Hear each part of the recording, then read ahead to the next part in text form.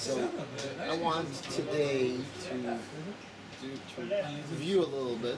It's a mashal of metaphor. I want to show you a concept that we can see from this mashal, and then go on and start one of the hardest claims of the Rabbi Yehuda Levi towards the Western society and also towards us.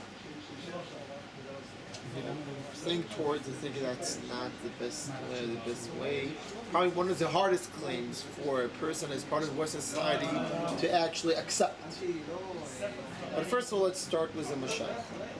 Remember, the mashal spoke about what? The mashal spoke about the person that lives in the state, and then someone comes to him and says, "I want you to worship a king of India or China," and he says, "No." And he says, "No, but look, the people of China are, they are beautiful, they are perfect. Everything is set in their actions. You should worship them. You should worship the king." And he says, "But I don't know the king. The fact that they are perfect, the fact they behave in such a beautiful way, doesn't mean anything in terms of the existence of who? Of the king. Or even it doesn't mean anything in terms of obligating me. But afterwards, if the king will send presents, we send messengers, we send special things, but then the person would say, then the king would say, then it would behave, then it would believe, and it would behave, and it would worship, and go on. I want to explain this point, and to explain this mashal a little bit more. This mashal is not only speaking on the greatness of tradition. This mashal probably is the biggest attack against the gods of philosophy. And I want to explain why. What is the claim of philosophy? The claim of philosophy is, look on what? Look at nature and you will see what? That the world is a perfect place. And since the world is perfect, so therefore what? It means that there is a God. True? No? Or not?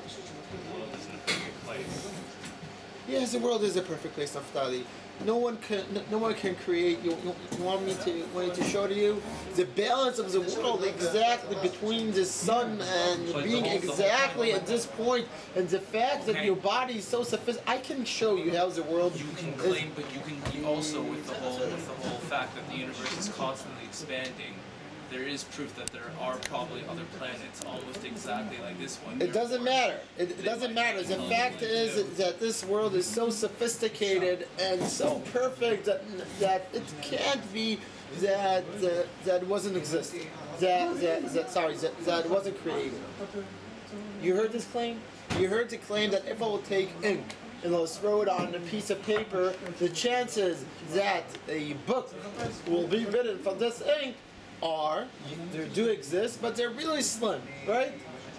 So to say that this world is random and there's no creator because everything, nature is so balanced and so perfect, is basically what? That's exactly like throwing ink. You could claim though that if you throw that ink on a piece of paper billions and billions of time, eventually it's like a perfect world. Yeah, you could. So therefore you need to assume this world existed in the billions of time, and you don't claim that. So the point is, so people that want to say, a lot of people want to say you can prove God from what? Only from looking at the world, only from looking at nature, right? Looking at nature, you could say, oh, the world was created. But Rabbi Yehuda Levi comes and says, no. Why not? That's not enough. Why is that? It's a weak proof. Why it's a weak proof? Because again, you can still go with that claim. There's still an option for you to say that the universe is still random, and that nature is something to be appreciated, but it's not necessarily an intelligent design.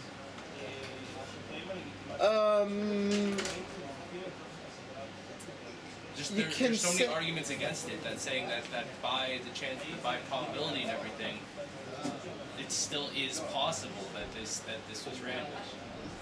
Yeah, it is possible, but in terms of percentage, to say it was random, it's hard. It's complicated. It's complicated to say you can say it's random, but by percentage, it's still not good enough. Rabbi Yehuda Levi comes and gives a different claim. He says the fact that the world is a perfect place, or is the fact that the people of India say what? The fact that the people of India behave in the ways they should behave, and they are so good, and they're so beautiful, and they do stuff in a perfect way, means nothing for who? For me. Maybe it means something for the people of India, but doesn't mean for me anything. If I look in the world, and I see that the world is 100% balanced, 100% set, and the world is basically, the nature is so sophisticated, and you have patterns in nature, and going on and on and on and on and on and on and on. Doesn't mean anything for me, personally. Has it any effect on me? Does it obligate me in any type of way? The answer is no. He gives over here a claim. The God of the philosophers is a God. We can see the logic of claiming a God from looking at nature. But this type of God is not enough. The only way that God is relevant is by what? Is by having a messenger. Having a personal connection to God. And what is this personal connection for us?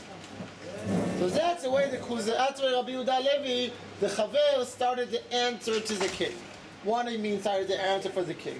Started to answer by the Elohei Avraham, Yitzchak, Yaakov, the God that took us out of Egypt, the God that gave us the Torah and sent us the prophets. The tradition doesn't prove God. But tradition makes God what? Relevant. And now listen carefully, because that's a bomb. Till the level that makes the proof for God not relevant. You understand what I'm saying? A person that has tradition doesn't need a proof to the existence of God. Not because the proof is not good.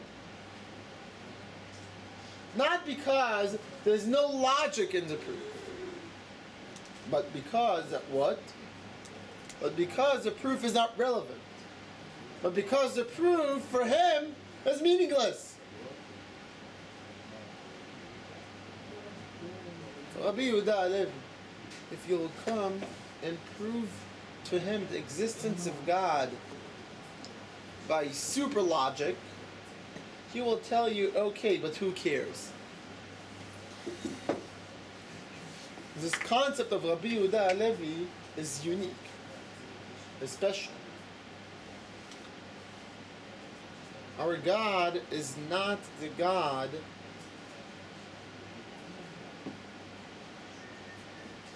I'll phrase it again. Our God is the God that created the world, but not because He created the world, we believe in Him. You see what I say? It's true to say that God created the world. That is not the source of what? Of our faith. Now we understand a little bit more the question of who? Of the first Rashi on the Torah. Right? What's the first Rashi on the Torah that asked?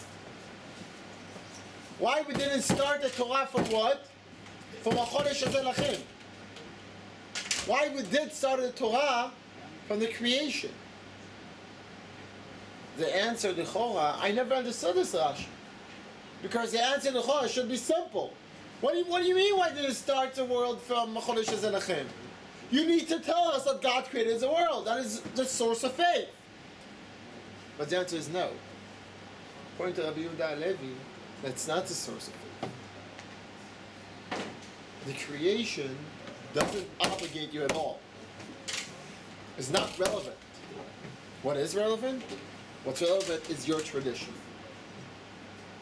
But that puts me in the corner, and this will be our main subject in the next 3, 4, 5 shiur. That puts us in the in a real corner. And I'll explain why. Explain where is the corner over here. If what's relevant is what? Is tradition, So therefore, the God is relevant only to who? People who have tradition. Only to people that do have the tradition. So therefore what?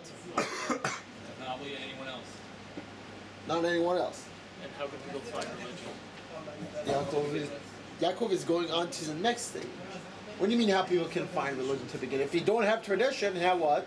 How could you be obligated? How you can obligate yourself? How you can convert? How Avraham Avinu? God through God. Right? Avraham Avinu. The person that said V'yamin V'Hashem V'Chshivah Lo Tzedakah. The first person that had the emunah. The first person that had faith in God. The first one.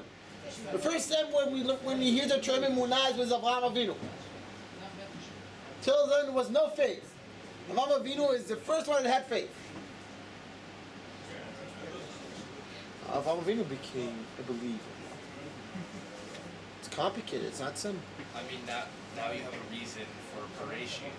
What do you mean? Because now this is a basis for those who don't have any tradition to kind of get into the tradition. Not necessarily saying that it's the only thing you need, but maybe it's kind of a way to kickstart the whole process. That once you read Bereshit, and then you get to the rest of the Torah, and you first start with history and then go into tradition. And you realize tradition is the true source of faith, but in order to get into the tradition, you need that whole historical aspect.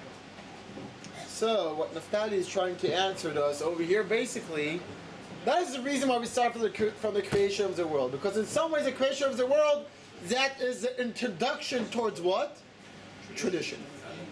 Listen, remember Naftali's answer, because in some way we'll go back to it. Not today, obviously, but soon. Soon enough. I'm not the first one to ask this question. Also, as a king in the book, who is a king actually? Let's stop for a second. Let's just stop on the didactic point of the book. Who is a king? Who wrote the king? Who wrote the king? Who wrote the book? Rabbi Yehuda Halevi. Who wrote the Chaver? So the king and the Chaver are what? Are the same person, Rabbi Yehuda Halevi. We can't learn on the Hashkafa of Rabbi Yehuda Halevi only from the Chaver. Because we need to remember that also Rabbi Yehuda Halevi wrote who? The king. Also the king is teaching us a lot on what? On Rabbi Yehuda Halevi himself. That's another important didactic point to try and grasp, to try and understand when we learn the book. Remember, we have over here a monologue. A dialogue. No, it's a dialogue that is a monologue. Why? Because it's a monologue that is written as a dialogue. Who did that before? Plato, right? Plato wrote a lot of monologues exactly as that were dialogues between two people. But it was still basically they're all Plato. They were all his thoughts, his message he wanted to send. That's a known way how to write a book. We need to be careful. We need to be sensitive. So now let's go back. Based on what we said on tradition, the king is asking in Ma'amar Rishon Kavav, לפי זה אין תורתכם מחייבת כי אם אתכם בלבד. According to that, the Torah obligates only who? Only you guys. It's a tricky place. Because the king invited the Chavel to say what? To explain to him what? To explain to him on God. To explain to him what to do. He wants an answer. And you know what? He even got an answer. He even got an answer on God. He even got an answer how God can be connected to human beings. How? By what? What's the answer? How God can be connected to human beings? How? Exactly, tradition. God is connected to human beings by tradition. Wonderful. But then you can hear the coin fall. You know this term? You understand the term to hear the coin fall? Back then you had, way before the cell phones, you had like a special thing that is called payphones. I don't know if you ever read about it. It's a foreign concept. So in payphones you had something like called a simon. or a token, and in the States it was money, and you put the token inside, and the token basically falls when the conversation is over, or basically when your time is up. So a lot of people would tie a rope, like a small string to the token. They pull it and they will hold the string until they basically finishes the conversation, and what it lets is the token to fall down. But in some way you can hear, like we can say, you can hear the gling, or you can see the light bulb above the head of the king, and so it says, 1 second, if tradition is the answer, what about me? I'm not part of your tradition, right? So what's a chaver is answering? Listen carefully. Ken, yes, you know what, you're not obligated.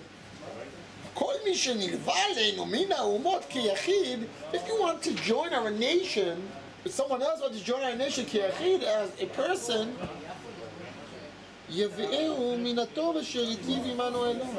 what will happen to him? Will happen to him from the good that God basically is blessing us. But he will not be equal to us. Whoa. Ger is not equal. Kavod is not equal according to that. But we learned that Ger is even higher than us. Where? Better than us. Where you saw that? Not according to Rabbi Yehuda Halevi. No. He goes on. He goes on. כאילו היה חיוב התורה מצד מה שאלוה ברא את כולנו, היו שווים בכל בני אדם. Because if, and it goes to the same point, if the obligation of the Torah, the obligations of us in actions was because God created all human beings, because God created the world, so the Torah should obligate everyone equally.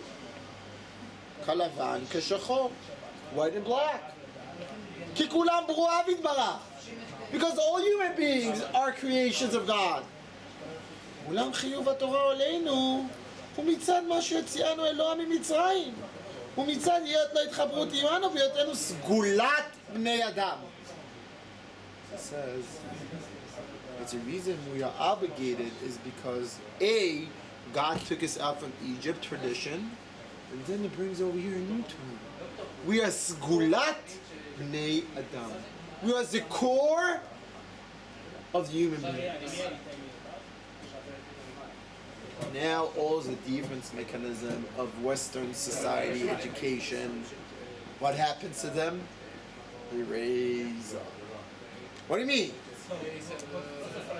What happens? Rabbi Yehuda Halevi says over here that what?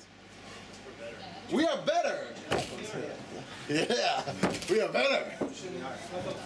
Mighty Mouse. Like that's we are better than everyone else. That's what Rabbi Halevi says over here. Shaya nods his head. He approves. We are better. What's the kiddush? I said, what's a chiddush? A true Lubavitch. Like, come on. We are Jews. And as Jews, we suffered so much from what? For people that said that we are different.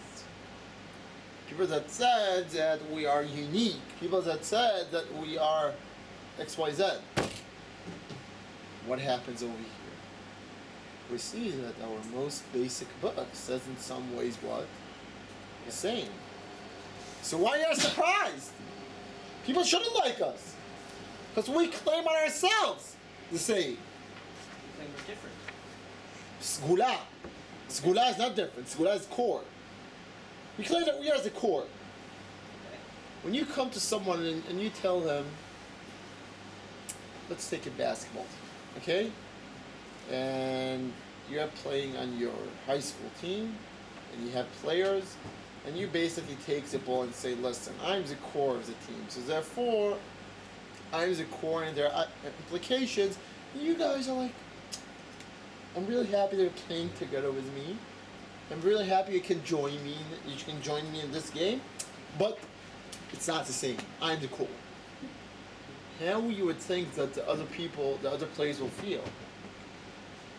It's like playing with Kobe Bryant. It's like, but is our it's aim, my team. Give me the is our ball. aim to get people to like us? Is that a value? You're asking a wonderful question, but that's not my point. Let's say it's not our value to make the people like us.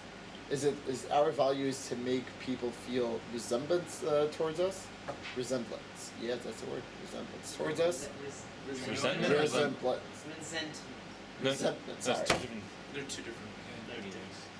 To be like us or to No, hate us? exactly the opposite. To dislike us. Yeah, resent. Resent. Sorry. Resent. Is that our goal? People to resent us? People to feel dislike towards us? If that's what the Torah says, then Apparently apparently. the Rambam didn't say that, because apparently according to the Rambam, everyone can be prophets, human beings are equal. That's Rambam. Why Rabbi Yehuda says that?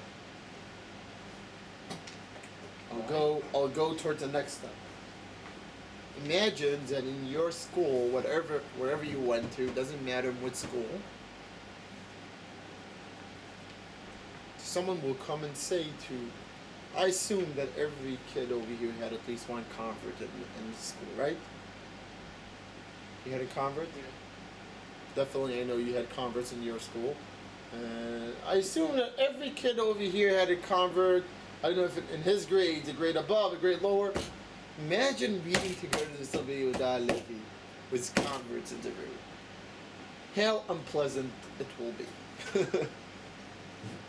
Okay? You are second tier, and you'll ever stay second tier. And you know what? It's not only unpleasant, it doesn't sound Jewish. I don't know, forget nice. We didn't grow on this Adis. We grew on the different ways. We grew, especially as Americans. You guys grew on Martin Luther King, and Avram Joshua Heschel were walking with Martin Luther King on the street. Or you grew on Rav Soloveitchik in Boston, giving tzedakah to a random person. Like, even not tzedakah, respecting every human being. You guys grew that when there is trouble, when you have a hurricane hitting the city, so you feel sorry for the entire city, not only for the Jews. Sounds exactly the opposite. So what's happening over here? We need to try and figure out, and I'm telling you, we'll get more and more complicated until we'll solve it. We need to try and figure out and see what's happening over here. So let's go on. So now the king stops, looks on the friend and says, your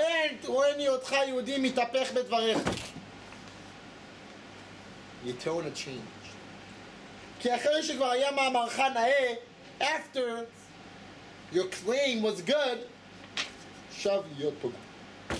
it became what? It became basically disgusting again. It became problematic.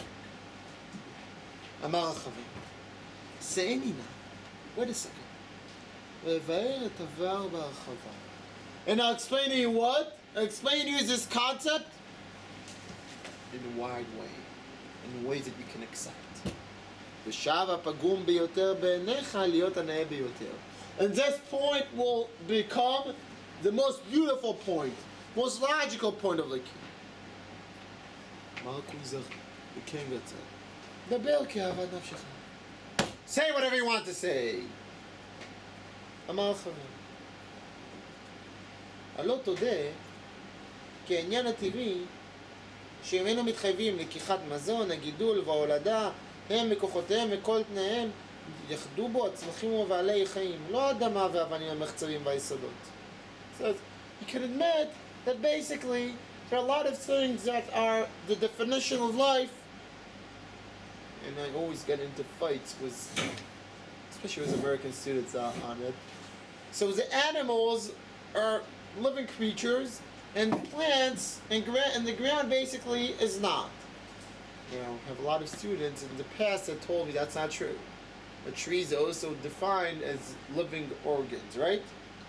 But at least for the terms of the Kuzari, of eating, drinking, having children, taking care of your children, that are things that are special for human beings and less for trees and plants, right? We can Amar Kuzari. זהו קרא טעון פירוט, למה אמת? Kuzari says, you know what? That's true. ואמר החבר, ובעניין הנפשי, שממנו מתחייבים תנועות ורצונות ומידות וחושים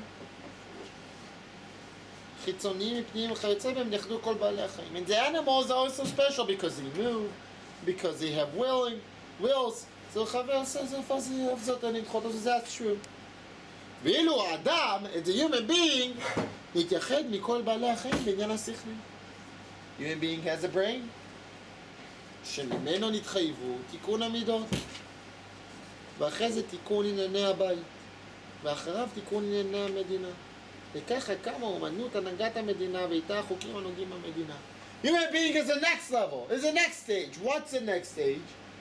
Human being has also what? Not only it's before obligation, it's a brain, and the brain defines what? Morality. Now listen carefully what he defines over here. That's fascinating. He says that what? The moral aspect is a natural aspect for all human beings. All human beings are different from animals because the human beings have an option to be moral. מוסריות זה האדם. Human being has an option not only to think by instincts, but to decide what is right, what is wrong. מה נכון ומה לא. And he says that's usually not the case with the animals. Even if you can see some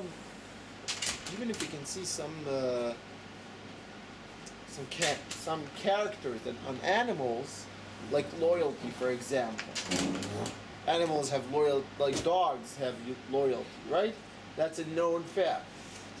There are stories of dogs that sleep near the grave of their owner, like 6 years after they died, they still come and sleep near their grave day after day, night after night. Wonderful. Everyone over here heard about the story Lassie Come Back Home, or the movie, right? Lassie. And it's still your generation, right? So basically, the dog goes the entire way. But animals, at least according to the knowledge we have, they do not have the power to try and make decisions between two different moral concepts, right? They do not have the power to decide what I'm going to do right now. They do not have the power to try and solve conflicts between two separate concepts. The world has the concept of truth and the concept of peace. And you need to decide between them. Our world has the concept of helping the poor and pushing the economy by helping the rich. Two different concepts. Now every human being needs to do what? To define what is true and what is not. To define rules. Based on what? Based on morality. First of all for himself, then to his house, then to the state, and then that's the art of leading the state. That is what? Listen carefully. That's the basic for all human beings. You can understand already that what is not the Torah? What is not the special quality of the Jewish person? Being moralized. Being moral. Being a good person. Listen carefully. Being a good person, being a better person, that's not the quality of the Jew. According to we're not talking of this aspect at all. Because in this aspect, all human beings are equal. It says, אף זה אמת. מהי מדרגה למעלה מזאת? Now the friend is asking, what's above that? So the Kuzari answer. מדרגת החכמים הגדולים. It's simple. The smart human beings. The real smart human beings. Philosophers. What's the problem? What's the problem with this answer? What is the goal of philosophy? To define what? What is? What is moral? No, that's not the goal of philosophy, to define how to live your life. What is a moral action? What is not a moral action? That's basically one of the main point of philosophy. If that's true, so philosophers, they do have the ability to define it in a better ways than anyone else. But still, do we have over here a real difference between a regular human being to a philosopher? No. אמר החבר, אינני מתכוון, כי אם למדרגה המבדילה את בעליה הבדלה עצמית. כי ייבדל הצמח מן הדומם, וכי ייבדל אדם מן הבהמה. ולמה התבדלות ברב או במעט אין לגבול? הואיל והיא הבדלה מקרית בין המדרגה על דרך אמת. He says, well, no. Chaval says that's not a difference. There's no difference between a person that can define small moral questions to a person that can define great moral questions. The fact is that they still play on the same ball game. Both of them play on the ball game of morality. That's not the point. That's not the next step.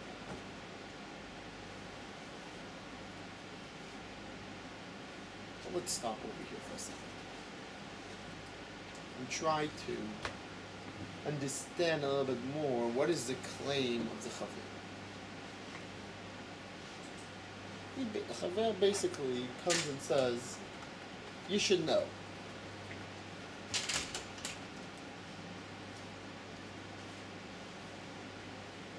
All human beings are equal in terms of what? In terms of morality. All human beings are obligated the same in terms of what? Morality. There's no difference between any creature, any human being, in terms of that. Each one of them is obligated exactly the same. What is the difference? What is the point that is different? Definitely not how you define your own decisions. If you have an ability to define a decision, if it's easier for you to define a decision, doesn't mean you're a better person. If you're willing to deal with huge moral questions, that doesn't make you a bigger what? It doesn't make you a different type of human being from a person that can deal with small moral questions. So that's obviously not the point that the Chaver meant when he said, we are the core. We are the Sgula Ba'amim. The core is not our actions. Listen carefully. The core is not our character. The core is not our morality. Because our morality is equal, is exactly the same. That's not the point at all. In some ways, the Chaver comes and says, Derech Eretz, Kadma LeTorah. Kadma LeTorah also in terms of the stage before the Torah is Derech Eretz.